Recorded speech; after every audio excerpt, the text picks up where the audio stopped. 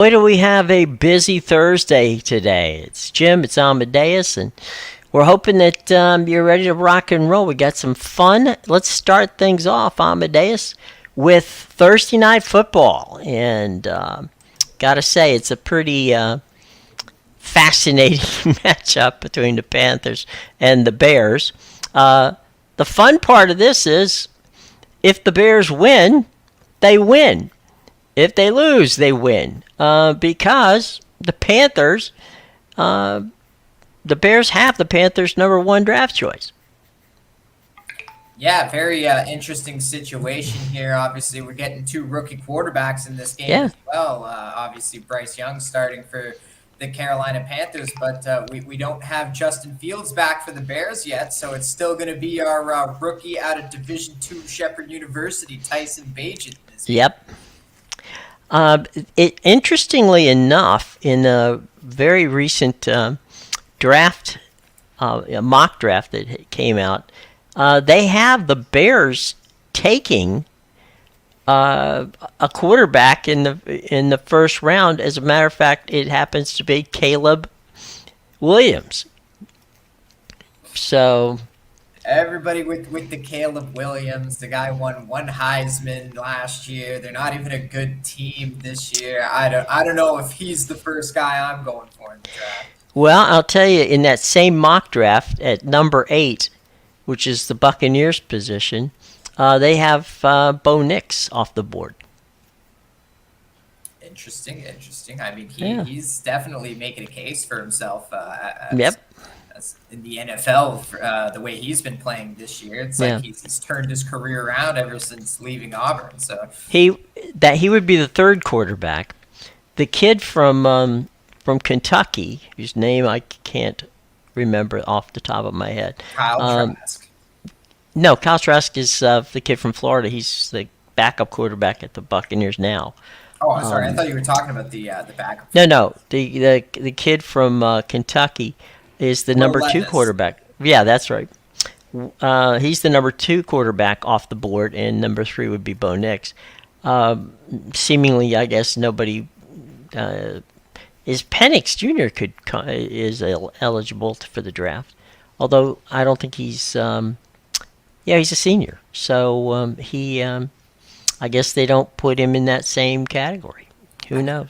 I feel like he's a little more than a senior by now. Well, he's only been in college 9 years, so I think that really he could have had he could be a doctor by now. So anyway, How are you not ready for the NFL yet? right by that time, yeah. Panthers and Bears tonight on Amazon, and Al Michaels and Kirk Herbstreit with the call 8:15 for the kick and 7 o'clock for the pregame show. So Panthers Bears tonight. Let's take a quick look at what we got in the way of college football tonight. Now this one's interesting. Virginia is at Louisville. Louisville is hoping to have an opportunity to be one of the teams that faces, the FSU, a possible championship contender. But they have to get by Virginia, which shouldn't be too hard. Matt Berry, Dan Mullen on the call. And then Southern Miss at Louisiana. That's a 7:30 game on ESPNU. So those are your college football games for tonight. Yeah, definitely two interesting ones. Got one in the Sun Belt, one in the Mm-hmm. ACC. This is really a big game for Louisville, mainly because they're in the driver's seat for the ACC championship right now. I believe they're the Mm-hmm. only other team in the ACC with one loss or less, because obviously you have the undefeated Florida Right. State, and everybody else has 2 losses. So they Right. just need to run the table, and they're playing Florida State at the end of the year. So Yep. I think this is a big stretch for them, and they're probably going to be focused on this final stretch for sure. But they come in tonight as a 20.5 point favorite. So Oof. even the books think they're going to get the job done against Virginia, who hasn't been great this year, but has been putting up a fight Mm-hmm. against ACC opponents lately. So we'll There see you what go. happens. And then the other one, Louisiana is an 8.5 point favorite against Southern Miss. Well, Home cooking for everybody tonight. All right, here's some fun stuff. All right, let's go to some fun stuff. And that is the Premier League Power Rankings, Week 11, according to NBC Sports. And we're going to go from number 20 to number 1. So let's start with those at the bottom of the table.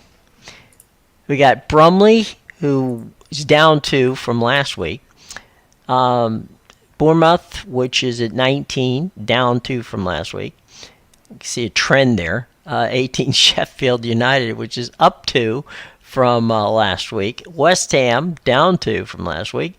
Fulham, down, they fell hard. They went down 3. So, any comments on those numbers right there? The top, those bottom 4. Yeah, I think this is absolutely ridiculous to even have West Ham in this conversation. West Ham is the top half of the table team with the talent that they have. It's ridiculous to have them as 17th based on what they did last year, especially when they were more focused on the Conference League. Also, Sheffield United and Luton Town are the 2 worst teams in the Premier League by far. You can throw results in the garbage. We're going off talent on the team and how it's going to shake out by the end of the year. They don't even have Luton Town in the bottom 5 here, I guess, because they got a draw against Liverpool. Liverpool's defense is awful. They're losing 2-0 to Toulouse in Europa League right now.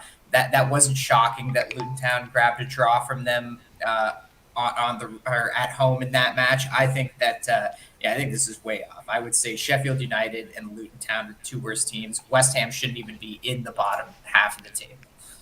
Well, all right, let's move up. There's Luton Town at 15. They're up 1. Nottingham Forest is up 5 at 14. Crystal Palace is up 1. Everton in the 12th spot is down 2. And the Wolves down 4. Yeah, again, Crystal Palace is another team that's they're top half of the table team. They have a solid manager, they have a very good squad, and they've been missing 2 key players. Eze's been out in their last few matches, and they've been missing Michael Elise all year. So once they get healthy, Crystal Palace is a very dangerous team, and again, not a bottom half of the table team. Okay, we'll do this with Sean not paying attention. Manchester United in the 10 spot. They're up 2 from last week. Number 9, Chelsea. This is a pretty loaded group of teams to be in this area. Manchester United in 10, Chelsea in 9, Brighton at 8. They stayed where they were. Aston Villa in the 7th spot, down 3 from last week, and then in the 6th spot, Brentford, who is up 3 from last week. It's becoming more clear that nobody at NBC obviously watches the Premier League. They maybe have the rights to it, but they're definitely not paying using attention. those rights to watch them because Brighton is an overrated team. They overachieved at the beginning of the season. They're starting to regress now.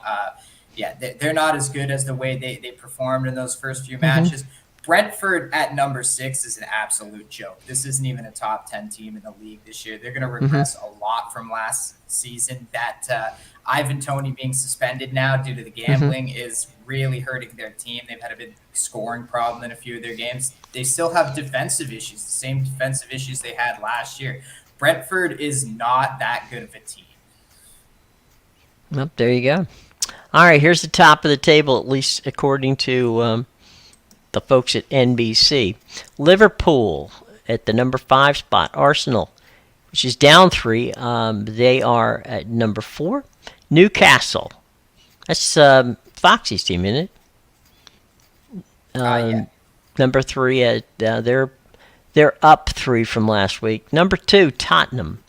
The Spurs are at the 2nd spot. They're up 1. And then Man City moved to the top of the table according to NBC. Yeah, so Liverpool got better from last year, and they are a good team, but they still have big defensive issues that they didn't even address in the transfer window. Aston Villa is a better team than them. I would put them in the 5th spot. Liverpool is not in the top 5. Manchester City is not the best team in the Premier League this year. Tottenham is the best team. So I would put Tottenham number 1, Man City number 2, Arsenal's better than Newcastle. I know they lost to them on the road over the weekend, but Arsenal is the better team than Newcastle, especially with the injuries to the depth that Newcastle is dealing with. Arsenal just has a better squad. So those are your top three teams: Tottenham, Manchester City, and Arsenal. Newcastle number 4. There you go. All right.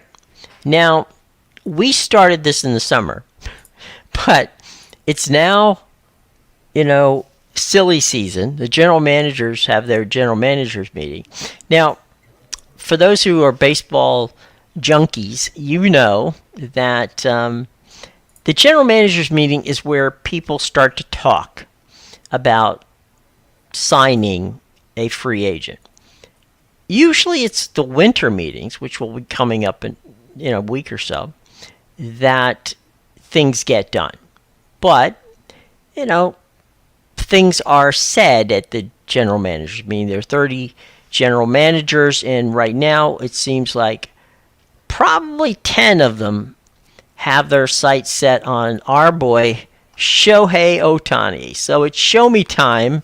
That's right. Here are the odds so far from BetFox on who is going to get Shohei Ohtani. And is there any surprise that the Los Angeles Dodgers are the leading team in the clubhouse with the Giants not far behind? Yeah, that's doesn't seem very surprising. Obviously, we talked a lot about this at the trade deadline. We had him measured for a uniform, yes. Yeah, and I did see that the Angels hired Ron Washington, so I don't know how that affects. But there you go, Jim. You got one of your wishes. You wanted the you wanted them to stop recycling the same MLB managers. Well, Ron Washington's a guy we haven't seen in a bit. Well, yeah, but Ron's got some mileage on him. He's a good guy. It's not a problem there.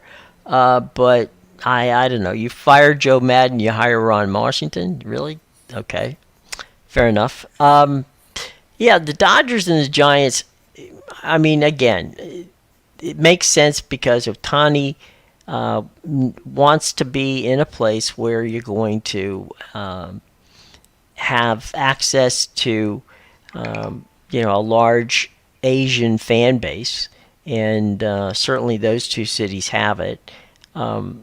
With regards to, he wouldn't have to move from his Orange County house to go up to the Dodger Stadium from Anaheim, so he would be in pretty good stead there. If he had to go 500 miles up the coast, not a bad situation in San Francisco. Now, this is where things get wonky to me.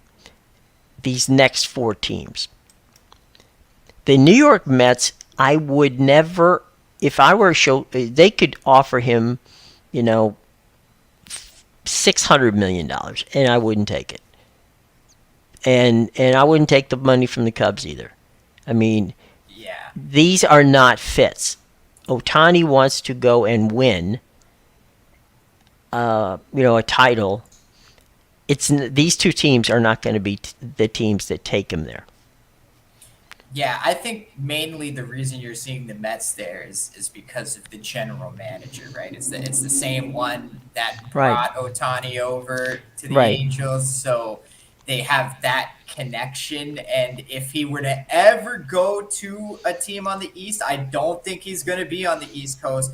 But out of all the teams, not on the West, I would say the Mets have the best chance just because of that established connection already. But yeah, I'm with you. I think we see Ohtani somewhere on the West Coast when all is said and done. Well, and again, someplace where he can win a championship. Those two teams are not going to take him to a title. Yeah, maybe the Mets. But obviously, they have a gauntlet to get through their division now with the Phillies and the Braves. But and they don't have pitching. Yeah, but they do have an owner willing to spend money on the team and make it better. So I wouldn't be so harsh as to say they're never going to get to a title with the Mets. But I agree with you in the sense where all right, let me qualify it. They're definitely not the best option. Let me qualify it this way: the Mets' road to a title is a lot tougher than a Dodgers road to a title, or for that matter, a Giants road to the title. But we'll see how the money is. I mean, Steve Cohen is willing to spend money. There's no question about that. And so are the Cubs. Now here's the Mets for Ohtani would be like going to the Padres, right? Right. Yeah. You got 2 other teams to get through. Now 3 with the Diamondbacks. Right. Yeah. You do. All these teams to get through, and then you got the owner that's willing to spend money, but the teams, all not that. It's not all there yet. Well, and you got a new manager and a new pitching coach, and you got basically, it's not a rebuild, but it's not. It's not an easy slug through that East, the National League East. There's no question about that. Now, the Yankees are there. They're not far behind. Cashman said that they want to do anything and everything to make the team better. But, even the Yankees have a budget. And, they signed some serious cash with Aaron Judge last year. So I don't know. I don't think. But here I will tell you this. If there is a surprise team, I would not be surprised if the Texas Rangers were the surprise team that signed him. Now, you got to think to yourself, Dallas and Asia, an Asian community, not big. Granted, 100% on that one. But I think, the Rangers, have just the kind of team that they got the money to do it, and they can tell Ohtani, we're the defending champions. We got guys like Corey Seager. We got all these good, young players on the team. That'd be a hard thing to turn down if they came with the right package. Yeah, and he might not even be the best starter on the in the rotation. Yeah, because obviously you have DeGrom waiting in the wings, who didn't even really pitch that. Didn't much. pitch, yeah. Yeah, and then Eovaldi, obviously, making a case to be the ace. Like I said, I don't know why the Red Sox ever let him go, but. And you could do it. You could use your Max Scherzer as your opener on a bullpen day, which wouldn't be a bad way of doing it. So there's potential.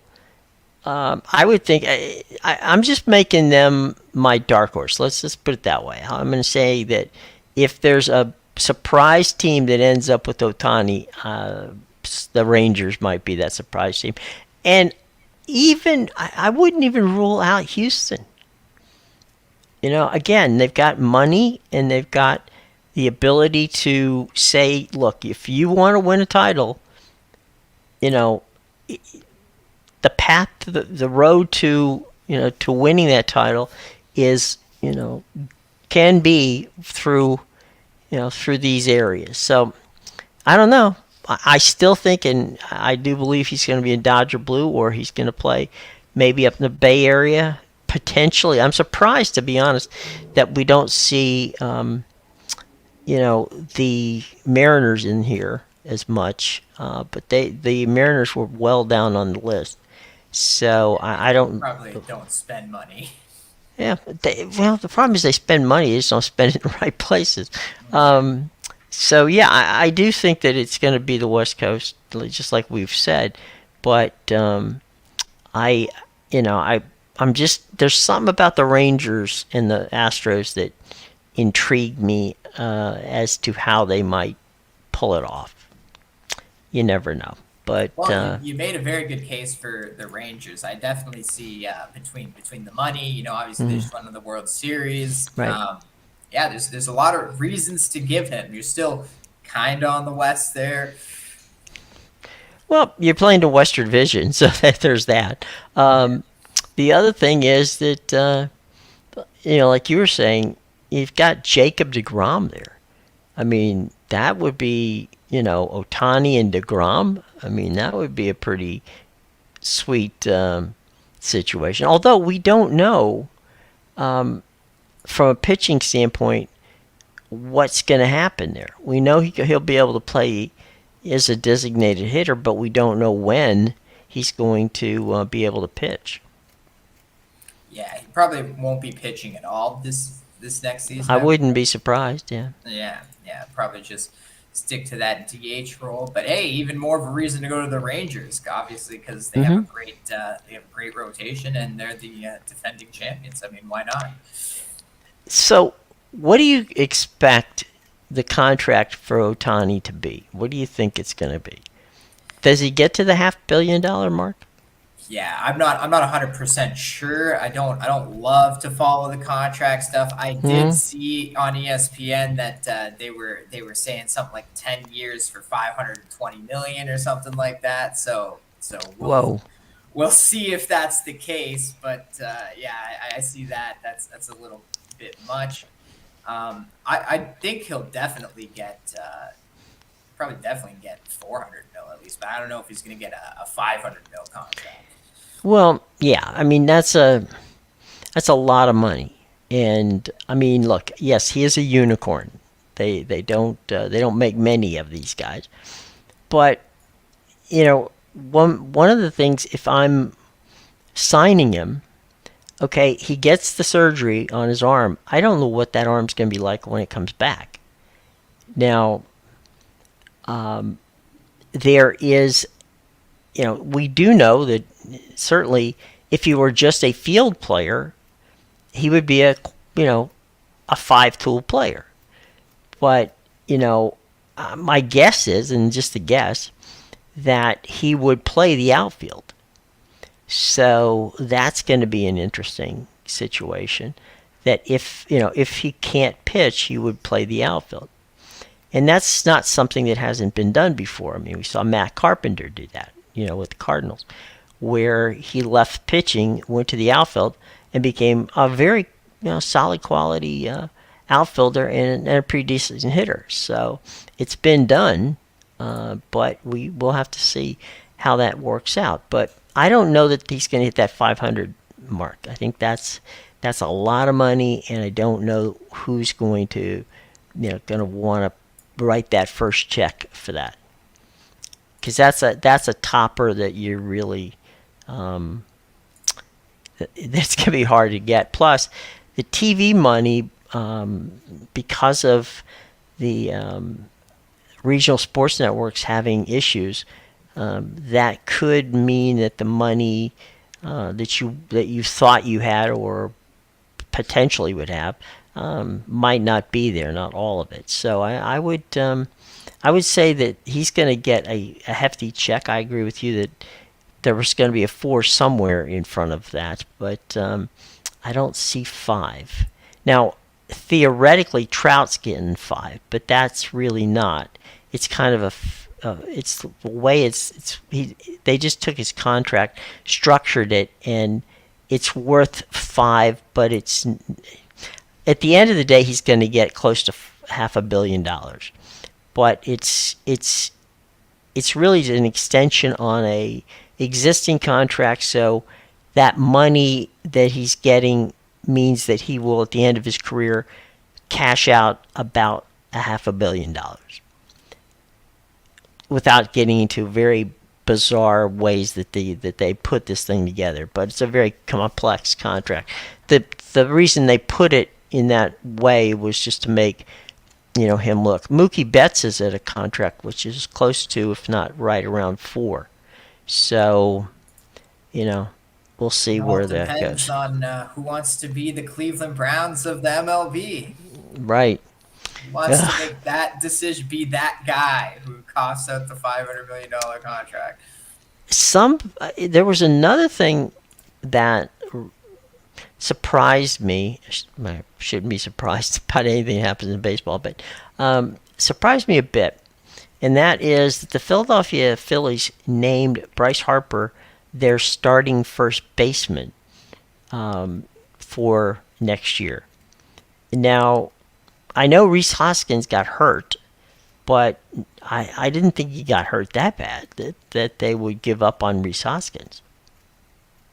Yeah, I didn't see that actually. Interesting for sure. I guess we'll have to see what their future plans are. Yeah, I mean, look, I know that I'm curious as to how Bryce plays first base. Uh, you know, he in high school and in the 1 year that he played college, Bryce was a catcher in high school, played outfield a little bit in high school, played outfield in college, played of course outfield for for the Nationals and then the Phillies, and now he's at first base because the original reason was because he had injured himself and they wanted to cut down his running around in the outfield, and then the kid that took his place in the outfield was a pretty good outfielder, so they decided, oh well, since Reese isn't here, let's put Bryce at first. So it wasn't a bad idea. It was just an interesting idea, I guess would be the best way of putting it. But now it looks like Bryce is going to be playing first base. So we'll have to see what they're going to do with Rhys Hoskins. Now Rhys Hoskins is a guy. If they're interested in shopping him, I would think there'd be a lot of teams that would be takers. Yeah, possibly. I mean, he's a solid player. I thought that was going to be a very big injury for the Phillies at the beginning of the season. Obviously, they still went and did their thing, Mm-hmm. not all the way to the end this time, but yeah, we'll see. We'll see. Maybe it could be a little bit like maybe they like the job Bryce is doing there, and they'll find another spot for Hoskins, or maybe yeah, maybe they're ready to move on from them. Or, Well, I mean, here's my theory on that, and it's really a matter of numbers. Hoskins was going to come off his rookie contract, so they were going to have to pay him something, and I think they would say, all right, Reese is a good player, but we have other needs, and so can we allow that potential money that we would have paid to Reese to go to a starting pitcher or to helping us in a bullpen, or where can we spend this money? Because they got some pretty decent, heavy duty contracts with Bryce's contract, with Realmuto's contract, with Kyle Schwarber's contract. I mean, they got some serious cash tied up. So my guess is that Reese became expendable from that standpoint, kind of like Cody Bellinger did with the Dodgers. You know, he's most every other team would have kept Cody Bellinger and said, thank goodness we got a Cody Bellinger around. But the Dodgers had plenty of firepower, and were able to to let him go. So maybe I think Reese could get traded, and would be maybe return them some pieces that they could use in other spaces. So maybe that's just my theory on what might be happening there. So get rid of them while you can, and see what you can get back in trade. The thing that I'm going to be interested in is what happens with Juan Soto this year, coming off a not so amazing last year with a underachieving Padres team. Yeah, we'll see. I mean, this Padres team continues to fall below the bar year after year, and I believe Juan Soto's agent came out and said it was still going to be a Padre. There was no chance of him being gone. So we'll see. We'll see what happens with that. Jeez, I mean, so all right, but they've got 600 and some odd $1 million tied up in the shortstop and the third baseman. Yeah, I don't know. I don't know what's going on in San Diego. Well, he could. You know what? He could take a pillow contract where he does a 1 or a 2 year deal with the Padres, tries to get himself rehabilitated and back to what Juan Soto numbers looked like a couple years ago, and maybe then break out onto a free agent deal. Maybe he'll take a short term deal. those are the kind of deals the Dodgers used to do. They'd do a 3 or 4 year contract with somebody and see how it worked out. Max Muncy did like 3 2-year deals. It just seemed like every deal that Max Muncy did was a 2-year deal. So maybe they maybe that's the theory of Soto. Is like, okay, I had a bad year in my walk year. Maybe the best thing to do is to take take another year and play, or maybe he just likes it in San Diego. I don't know. Yeah, I mean, it's not a bad place to be. Yeah, his agent is Scott Boras, so I'm sure he'll. I know Scott. Yeah, Scott's Scott leaves no dime on the table. There's no question about that. If there's money to be had, Scott will get it. He'll find it somewhere somehow. So we'll have to see how that works out. But Scott definitely is not going to leave cash on the table. For Scott, it's nice because he works lives in Huntington Beach. That's where his office is, which is ironically in Orange County, about a little bit closer to Los Angeles than to San Diego. But for Juan, it's not a bad trip. He can go one way or the other. So I don't know. We see Ohtani with the Dodgers. Maybe Juan comes back with the Padres. Who knows? Yeah, maybe we'll just have to see. Or maybe he's the consolation prize in San Francisco. Yeah, we'll have to see what goes on in this. We'll play that one out. But yeah, Ron Washington to the I don't know. All right, good for Ron. I'm glad. Good for him. He's also, I think, yeah.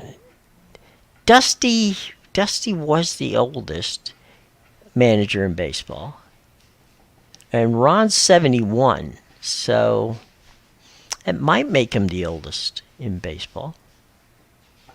Certainly in the National League. Yeah. I don't know anybody else who's older than that. So, on the still doing the managing aspect of it. So anyway, all right. There you go, boys and girls. All right. So, what do we have on the docket tonight, there, Mr. Amadeus, for those who are interested in placing a bob or a quid on a game tonight? Yeah, make sure you check out my premium plays at bigal.com, pickadvisor.com, and theinsidersroom.com. All those links are in the description below. I'm coming off a nice 6-2 day, so definitely some money to be made tonight. I got a big NFC total of the month for tonight's football game in the NFL. I also have one college football, one NBA, and one college basketball for you to check out, as well as 3 Brazilian soccer plays, if that's what you fancy. So go check that out. Is it a good day for soccer or just a light Thursday? It was a big day for soccer. There was a lot of Europa League and Conference League running right now. There's more at 3:00. I don't have a play on the 3:00 games, but I did have one in these games that are just wrapping up right now. I was on Brighton, who's winning 2-0 with 2 minutes to go, and I also had Ferencváros, which blew their lead right when the show started. So they got stoppage time to try and win. Sounds like a French dish. Yeah, it's a Hungarian team. Oh, there you go. Sounds French, but yeah, okay, a Hungarian team. Sounds like what we could have for dinner. You never know, but anyway, we'll see. All right, okay, gang. We will see you tomorrow, and it's a chock full of everything Friday. We're gonna get we got a ton of college football, kind of some really key college games, some key NFL games on this weekend. So we're starting to get to make and break time, folks, and we will be here to give you all of the knowledge you need to have some fun over the weekend. Okay? All right, gang. Have a great day. For Amadeus, I'm Jim. Take care, everybody.